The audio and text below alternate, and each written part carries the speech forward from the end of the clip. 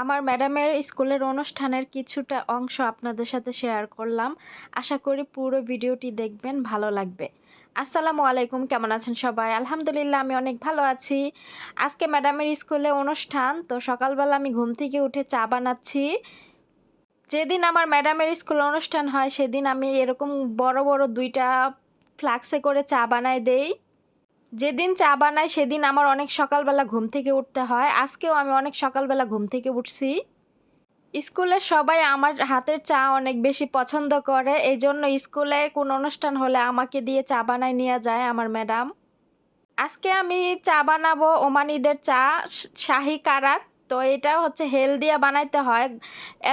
এলাচের গুঁড়ো দিয়ে আজকে আমি চা বানাচ্ছি। অনেক বড় বড় ২টা ফ্লাক্সে চা বানাবো, এজন্য দুধও বেশি বেশি করে নিয়ে নিছি, কারণ চার ভিতরে দুধ না হলে ভালো লাগে না। হুট করে একদিন তাড়াতাড়ি ঘুম থেকে উঠলে মেজাজটাই খারাপ হয়ে যায়। আজকে যখন 5:30 ডাক দিয়ে বলল চা বানাইতে, আমার মেজাজটা অনেক খারাপ হয়ে গেছিল। তবুও কিছু করার নাই, পরের বাসার কাজ যখন ডাকবে তখনই করতে হবে। রাত 12টা 1টা 2টা নাই, আর সকাল 5টা 4টা 3টা নাই, করতে হবেই। কোনো এগুলা বলা যাবে না কিছু। তবুও দিন শেষে আলহামদুলিল্লাহ বলবো। আলহামদুলিল্লাহ অনেক বেশি ভালো আছি। কাজ করলে শরীর মন দুইটাই ভালো থাকে, আর আজাইরা থাকলে কোনো কিছুই ভাল লাগে না। চায়ের মধ্যে দুধ দেওয়ার পরে আমি এখানে এলাচের গুঁড়ো দিয়ে দিচ্ছি। 4 চামচ এলাচের গুঁড়ো দিছি, যেহেতু বড় বড় 2টা ফ্লাক্সে চা বানাবো।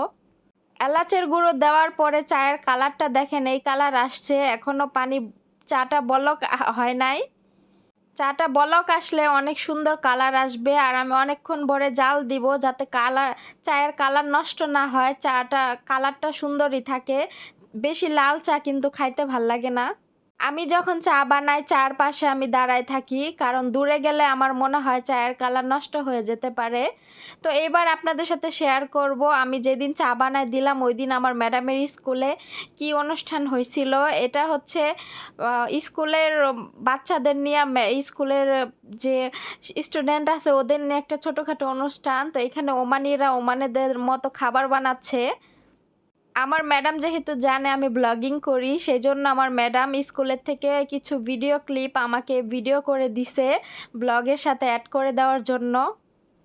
এই যে টেবিলে যে ডেকোরেশনগুলো দেখতে পারতেছেন, এগুলো সব আমার ম্যাডামে করছে, আর এই খাবারগুলো সব আমি বাসার থেকে রান্না বান্না করে দিছি। ভিডিওটা ছিল অনেক দিন আগের, আমি শেয়ার করা হয়নি। আজকে ভাবলাম ভিডিওটা আপনাদের সাথে শেয়ার করি। এখানে ছিল ক্লাস পার্টি। ম্যাডামের ক্লাসের স্টুডেন্টরা সবাই মিলে ক্লাস পার্টি করতেছিল। হরেক রকমের সালাদ দিয়ে, বাতাতা ওমান দিয়ে, চিপস ওমান দিয়ে একটা স্যান্ডউইচ বানাচ্ছিল এখানে একজন। মাশাআল্লাহ, এখানে একজন স্ট্রবেরি করতেছিল, এখানে আবারও চা বানাচ্ছিল।